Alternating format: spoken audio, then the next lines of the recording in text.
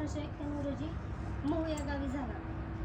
तर मित्रांनो, मला सांगा की आपण एक छोटासा रूट जरी तयार केला, सर तुम्ही एखादा छोटासा रूट तयार करा, आपलं पब्लिक एवढं डेंजर आहे की त्याला करण्याचं काही ना काही उपाय नक्कीच शोधून काढतो आणि तो निघतो पण. विचार करा, त्या माणसाने अख्ख्या भारत देशाला एका पुस्तकामध्ये कसं बांधून ठेवलं असेल. खूप सुंदर रचना केली आहे संविधानाची. फक्त तुम्ही एकदा त्याला नीट वाचा. म्हणजे कोणत्याही एका व्यक्तीच्या हातात संपूर्ण कायदा नाही दिला. प्रत्येक गोष्ट एकाला एक बांधून ठेवली आहे. समजा आपल्या भारत देशामध्ये सर्वात मोठं पद राष्ट्रपतीचं आहे. तर समजा त्या पदावर काही कारणास्तव राष्ट्रपती नसेल तर ते पद सांभाळण्याचं कार्य उपराष्ट्रपती करतो.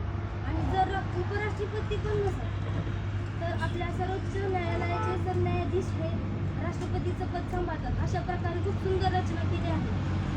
आणि स्त्रियांच्या बाबतीत जर बोलायचं झालं तर जो विचार एक स्त्रीबद्दल करू शकत नाही, तो विचार बाबासाहेब पुरुष असून सुद्धा त्यांनी विचार केला.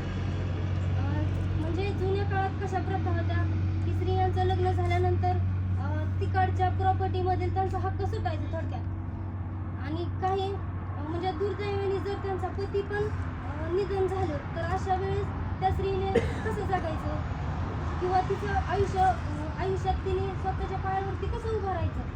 तर या गोष्टीचा विचार करून त्यांनी ठरवलं की एका स्त्रीला आपण तिच्या भावाच्या प्रॉपर्टीत सुद्धा अर्धा हिस्सा द्यायला पाहिजे आणि नवऱ्याच्या प्रॉपर्टीमध्ये सुद्धा आपण अर्धा हिस्सा द्यायला पाहिजे. का तर तिने तिच्या आयुष्यामध्ये कुठं खचायला नको. मी तुम्हाला एवढं सांगेन मुलांनो की तुम्ही तुमच्या आयुष्यामध्ये कोणत्या पण एका समाजसुधारकाला तुमच्या डोळ्यासमोर ठेवा. भले कोणी पण असो, तो छत्रपती शिवाजी महाराज असो, महात्मा फुले असो, डॉक्टर बाबासाहेब आंबेडकर असो, कुणीही असो, तर तुमच्या डोळ्यासमोर ठेवा.